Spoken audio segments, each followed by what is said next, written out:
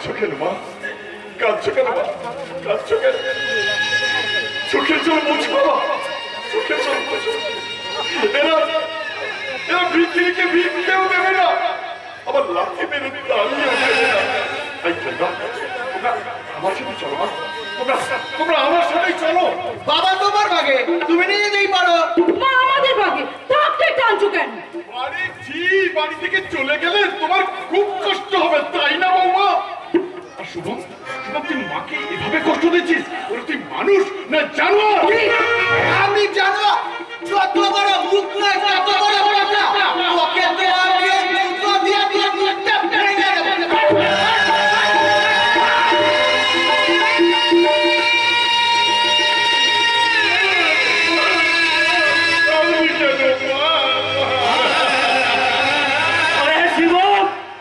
জুতোটা তোর দাদার গালে না মেরে আমার গালে মারে, আমার গালে মার। তোর জুতোর বাড়ি গিয়ে আমি চিৎকার করে বলি, এমন এক মেলার জন্ম দিয়েছি সে কিনা বাবা মা বড় ভাই জ্ঞান ভুলে হয়ে গেছে বউয়ের ভেড়া, বউয়ের ভেড়া, বউয়ের ভেড়া। ওরে ভেড়া, আর দাদার গালে জুতো মেরে যে মহাপাপ তুই করবি, সেই মহাপাপের কাজ চিন্তা করতে তোকে একদিন দাদার কবর তলে বসে কাঁদতে হবে। আর সেদিন তুই কাঁদবি, আর আমি কারো সরে চিৎকার করে বলবো, যেমন করবে তেমন ফল, যেমন করবে তেমন ফল, যেমন করবে তেমন ফল। এই দেখো কি তোমরা এই বাড়িতে থাকবে? তুমি এদের এই অপমানগুলো সইবে? চলেছো চলেছো বলছি আমার সঙ্গে।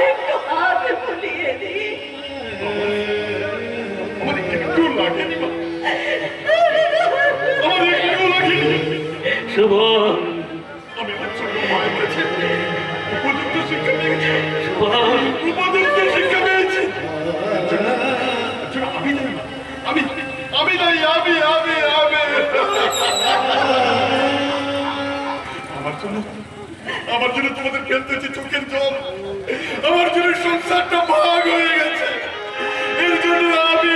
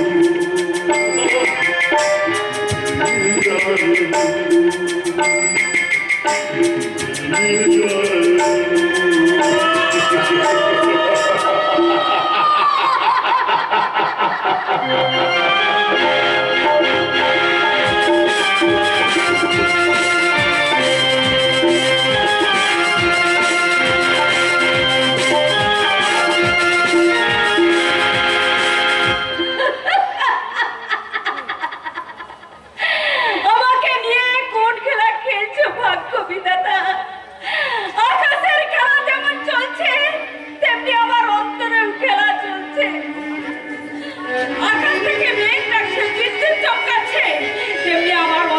ভয়ঙ্কর অনুভূতি হচ্ছে।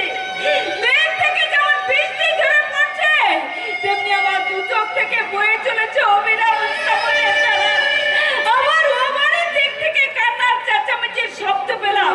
তাহলে কি বড়বাবু কাঁদছে গো বৌদিমণি, বড়বাবু কাঁদছে। ওরে তুলসী, তুইও তো কাঁদছিস। তাহলে আমাদের সকলের ভাগ্যে কান্নাই হলো সম্বল।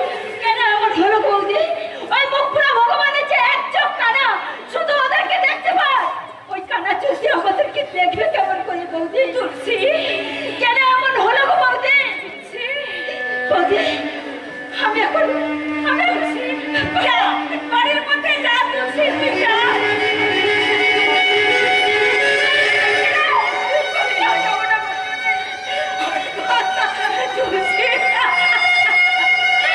সব কেমন যেন উলট পালট হয়ে গেল। ও বাড়ির কেউ আর হাসে না। আর আমি সেই ছবিটার কথা কিছুতেই ভুলতে পারছি না। ভুলতে চেষ্টা করো মন্দিরা, সুস্থ হয়ে উঠবে। আমি সুস্থ হয়ে উঠি, সত্যি কি তুমি তাই চাও? চাইলেও সন্দেহ দিকটা যে তোমার বুকটাকে ভেঙে রক্তাক্ত করে দিয়েছে, আমি হাজার চেষ্টা করলেও কোনোদিন তুমি তা মেনে নিতে পারবে না।